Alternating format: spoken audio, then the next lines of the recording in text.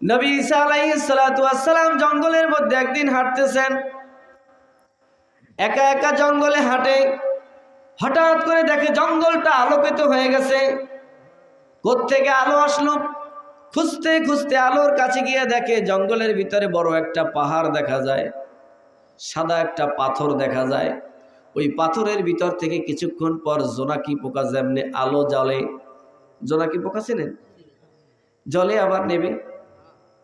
ওই পাথরের ভিতর থেকে মাঝে মাঝে সাদা আলো বের হয়, আবার মাঝে মাঝে সবুজ রঙের আলো বের হয়, বিভিন্ন কালারের লাইট মারে। ঈসা আলাইহিস সালাতু ওয়াস সালাম জিজ্ঞাসা করলেন, রব্বুল আলামিন, এই গভীর জঙ্গলের মধ্যে এই পাথরটার কি কেরামতি আছে? মাঝে মাঝে আলো লাল হয়, আবার সাদা হয়, আবার সবুজ হয়, এটার ভিতর থেকে খুব সুন্দর আলো বের হচ্ছে। আল্লাহ পাক রব্বুল আলামিন বলেন, ঈসা, নিজের চোখে যদি দেখতে চাও তাহলে একটা লাঠি দিয়ে ওই পাথরের উপর আঘাত করো। সুবহানাল্লাহ বলেন। ঈসা আলাইহিস সালাম লাঠি দিয়ে পাথরের উপর যখন আঘাত করলেন, সঙ্গে সঙ্গে পাথরটা ফেটে দুই ভাগ হয়ে গেল। কি আশ্চর্য ঘটনা! দুই ভাগ হয়ে যাওয়ার পরে আস্তা পাথরের ভিতর থেকে একজন মানুষের কিছু কিছু দাড়ি পাকছে। দেখতে চেহারা মনে হয় যুবক, চুল দাড়ি সামান্য পাকা, দাড়ি চুলের দিক তাকাইলে মনে হয় লোকটা আধা বৃদ্ধ।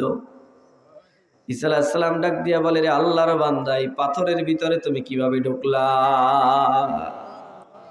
এই পাথরের ভিতরে কিভাবে অক্সিজেন সংগ্রহ করে তোমার শ্বাস প্রশ্বাস চলে? এই পাথরের ভিতরে তুমি কি ইবাদত করো?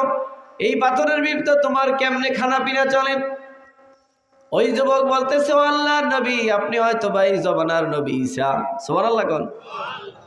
ঈসা আলাইহিস সালাম আশ্চর্য হয়ে গেলেন, রে যুবক, পাথরের মধ্যে থাকো, দুনিয়ার কোনো খোঁজখবর তোমার নাই, কিন্তু আমি যে এই জমানার নবী ঈসা সেটা তোমাকে কে বলেছে?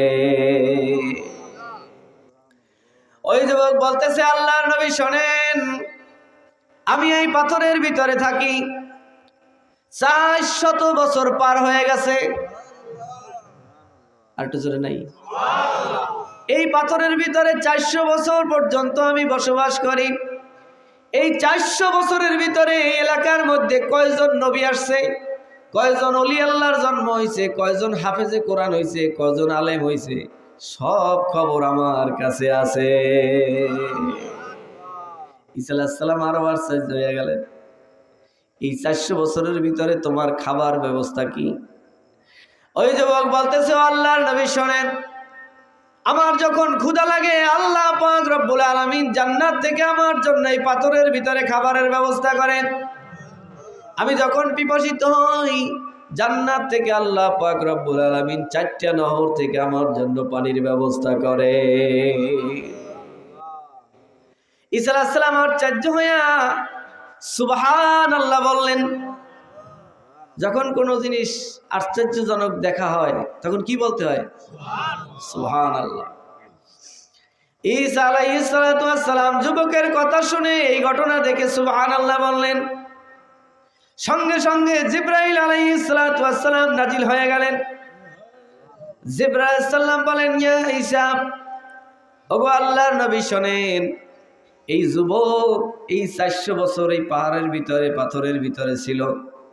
এই পাথরের ভিতরে এই যুবক এতই বুজুর্গ যে আল্লাহ জান্নাত থেকে তার জন্য খাবার পাঠাইছে, পানির পিপাসার জন্য জান্নাত থেকে পানির ব্যবস্থা করছে।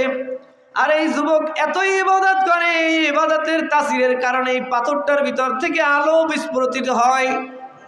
যে আলোটা আপনি দূর থেকে দেখেছেন, এখন মনে করেন এই যুবক কি পরিমাণ ইবাদত করে। দুনিয়ার